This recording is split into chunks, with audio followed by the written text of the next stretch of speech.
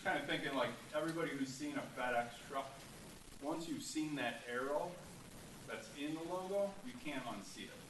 So, like, I've been familiar with, like, block cameras and stuff for some time, but, like, recently I've seen them, and, like, I can't unsee them. I just keep seeing them more and more. So I have some thoughts that I thought I'd share with you guys, and I think there's something that you're going to be talking about tonight on those. So I wanted to frame this issue using wisdom from our founders, scripture, and real-world history. We often think the loss of liberty, that it happens suddenly, but history shows it usually happens slowly and incrementally, through small concessions that seem harmless at first. Benjamin Franklin warned us about this dynamic. He said that those who give up essential liberties to purchase a little temporary safety deserve neither liberty nor safety. Franklin wasn't talking about surveillance cameras, of course, but he was talking about a principle. Governments often offer safety in exchange for a small surrender of freedom, and people accept it because the trade-off looks pretty minor. That's exactly how modern surveillance states grow. If we look at China, their system didn't begin as a police state.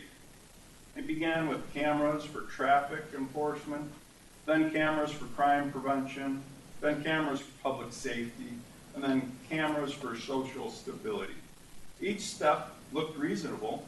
Each step was sold as protection. But over time, the infrastructure expanded. The data accumulated, and the government gained real-time visibility into the daily moments of its citizens.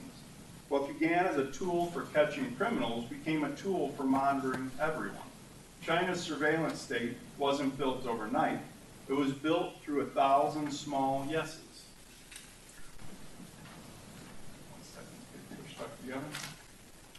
Franklin's warning applies here. Once you build the infrastructure that infringes on liberty, you rarely get that liberty back. Surveillance isn't a real solution to crime. Scripture gives us a deeper insight into human behavior.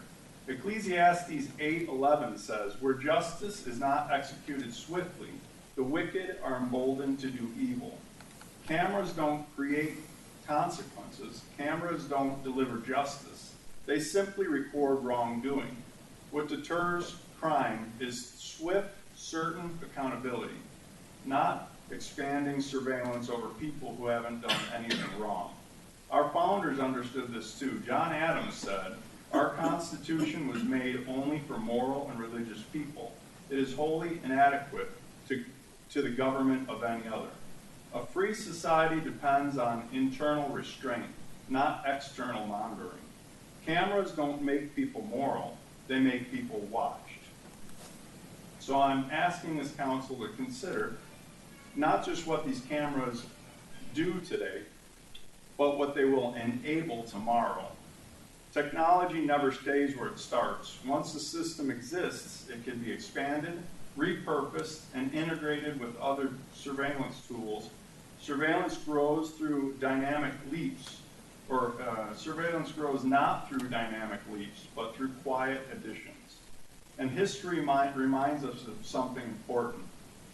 Some of the greatest losses of liberty, some of the greatest losses of liberty, and some of the greatest perseverances of liberty didn't come from kings and dictators alone. They came from ordinary people making everyday decisions, not dramatic decisions, but simple yes or no choices about what kind of society they want to live in. Communism didn't sweep across nations because millions of people suddenly demanded tyranny. It advanced because normal citizens accepted small compromises, small expansions of state power, small reductions of personal freedom. Each one feeling minor in the moment. Likewise, the moments of freedom came from regular people who chose restraint, responsibility, and the protection of the liberties they inherited. That's where we stand today. Not making dramatic decisions, but a normal one. the kind of decisions that either strengthens liberty or erodes it, depending on which direction we choose. Franklin warned us not to trade essential liberties for the appearance of safety. Ecclesiastes teaches us safety comes from justice, not surveillance. And Adams reminds us that freedom requires a moral people, not a monitored people. Flock cameras don't make our communities safer by themselves. They don't deter crime. They don't create consequences. They only create infrastructure. Infrastructure that future leaders can use in ways that may not be intended today. Safety comes from justice. Liberty comes from restraint. And once surveillance becomes normal, freedom becomes fragile. I urge the council to reject proposals to put more of them, not because safety isn't important, but because the methods matter.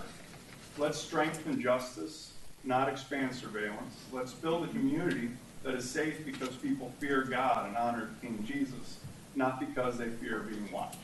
Thank you for your time. Thank you.